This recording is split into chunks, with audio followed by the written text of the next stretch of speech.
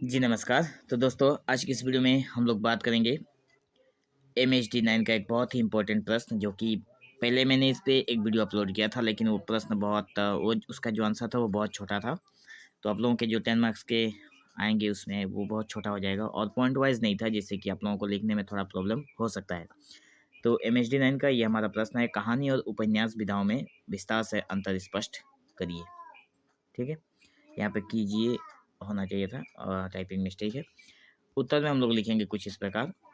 कहानी और उपन्यास साहित्य की प्रमुख दो विधाएं हैं, गद्य विधाएं हैं, लेकिन इन दोनों के स्वरूप, उसके आकार और उसकी विषय वस्तु और उसकी जो संरचना है उसमें कई महत्वपूर्ण अंतर हमें देखने को मिलते हैं। तो नीचे विस्तार से दोनों विधाओं का अंतर स्पष्ट किया जा रहा है। पहला नंबर है हम लोगों का पॉइंट, जिसको हम लोग आकार और विस्तार से पकड़ेंगे, क्योंकि कहानी और उपन्यास में आकार और विस्तार कौन कितना बड़ा होता है इसका एक बहुत बड़ा महत्वपूर्ण पहलू होती है। तो कहानी जो है आकार में छोटी होती है, इसमें घटनाएं जो होती है, जो पात्र होते हैं, जो कथानक होते हैं, वो सारे के सारे सीमित होते हैं। कहानी का एक उद्देश्य निश्चित घटना या विस्तार को संक्षिप्त रूप में प्रस्तुत करना होता है। मतलब कोई भी एक घटना घटी है उसको शॉर्ट शॉर्ट स्टोरी जिसे हम बोलते हैं, शॉर्ट में बताना, उसे हम लोग कहानी बोलते हैं। लेकिन उपन्यास का थोड़ा अलग है।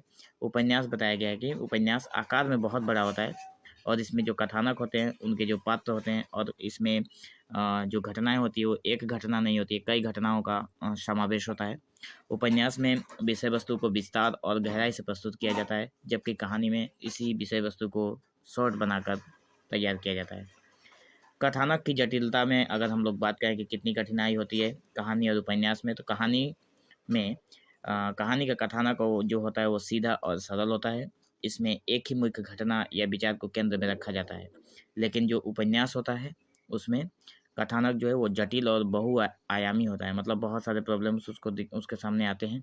इसमें कई मुख्य और सहायक घटनाएं होती हैं, उसके साथ साथ उसके इर्द गिर्द घूमती हुई और सारी घटनाएं हमें देखने को मिलती है उपन्यास में, जो आपस में उन सारी घटनाओं को एक के साथ एक जुड़ी होती है। अगर हम बात करें तीसरे नंबर पॉइंट की, तो तीसरा नंबर पॉइंट है पात्रों की संख्या। मतलब कितने कितने पात्र होते हैं कहानी में और उपन्यास में। कहानी में पात्रों की संख्या जो है वो सीमित होती है। अक्सर एक या दो मुख्य पात्रों पर ही कहानी केंद्रित होती है। ज़्यादा से ज़्यादा दो या तीन पात्रों पर हमारी कहानी सीमित होती है। लेकिन उपन्यास जो है, उपन्यास में पात्रों की संख्या बहुत ज़्यादा होती है। इसमें मुख्य पात्र के साथ साथ सहायक पात्र भी होते हैं, साथ ही साथ उनके पूरक पात्र भी शामिल होते हैं। अगर हम लोग विषय वस्तु की जो गहराई है उसका वर्णन अगर करें, तो कहानी में विषय वस्तु का वर्णन संक्षेप में दिया जाता है और इसे पाठक के विचारों और कल्पना पर छोड़ दिया जाता है। जो पाठक होते हैं, मान लीजिए आप अगर कहानी पढ़ रहे हैं तो आप ही पाठक हैं, तो आपके विचार और कल्पना पर छोड़ दिया जाता है कि आप कहानी के एंड में आप क्या समझते हैं। लेकिन उपन्यास जो है, उपन्यास में कहानी विषय वस्तु जो है बहुत विस्तृत होता है, गहन, उसमें सारी चीज़ों को वर्णन किया गया होता है। ठीक है, और उपन्यास पाठक को घटना, पात्र और स्थानों का विवरण में डुबा देता है। उपन्यास एक ऐसा होता है जिसमें जो पाठक होते हैं, जो आप पढ़ रहे हैं उपन्यास, आपको उसकी घटना और पात्रों के और स्थानों में आप बिल्कुल पढ़ते वक्त खो जाते हैं। ठीक है, समय और स्थान का अगर विस्तार करें, तो समय जिसमें कहानी में बताया गया है कि कहानी में समय और स्थान का विस्तार कुछ भी हो, चाहे कोई भी चीज़ आप कोई भी पॉइंट लिख रहे हैं, वो कहानी में छोटी होगी और उपन्यास में बड़ा होगा, क्योंकि कहानी जो है वो छोटी है और उपन्यास उसका 10 गुना बड़ा है।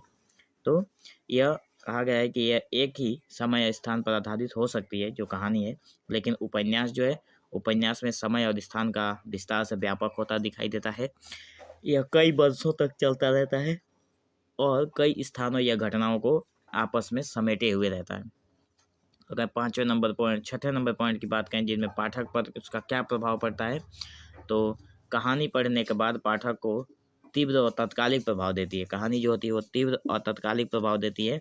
यह तुरंत एक भावनात्मक और विचारात्मक प्रभाव उत्पन्न कर सकती है। लेकिन उपन्यास जो है, उपन्यास का प्रभाव गहराई और दीर्घकालिक होता है। उपन्यास जो बहुत गहराई उसका प्रभाव पड़ता है और दीर्घकालिक होता है।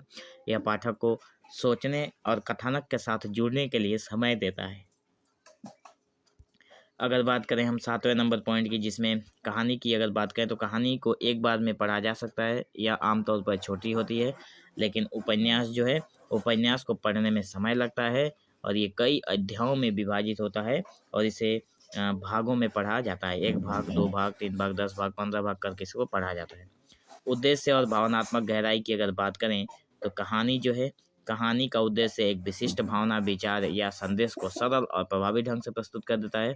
वहीं उपन्यास जो होता है उसका उद्देश्य होता है जीवन, समाज और जो मानव मन की गहराई को व्यापक और बहुआयामी रूप से प्रस्तुत करता है। विभिन्न तरीकों से उसको देखता परखता है, तब जाकर उसका बखान करता है। ठीक है, तो अगर हम लोग उदाहरण की बात करें तो उदाहरण में कौन कौन से आते हैं। कहानी को अगर हम लोग पढ़ें तो प्रेमचंद की जो कहानी है पूछ की रात, एक कहानी है जो किसानों की समस्या को संक्षेप में प्रस्तुत करती है। सिर्फ ये उदाहरण के लिए है।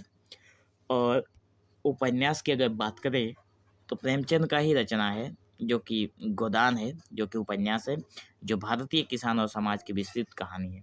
तो विस्तृत कहानी की अगर हम लोग बात करें तो उपन्यास की बातें आएंगी और संक्षेप कहानी की अगर बात करें तो कहानी की बात आएगी। ठीक है, तो निष्कर्ष के तौर पर हम लोग यही कहेंगे कि कहानी और उपन्यास दोनों ही साहित्य की महत्वपूर्ण विधाएं हैं, लेकिन उनकी जो संरचना है, उसकी जो संरचना का मतलब होता है जो बनावट है, जो प्रस्तुतिकरण है वो और उसका जो प्रभाव है उसके तरीके में अंतर स्पष्ट हमें दिखाई देता है।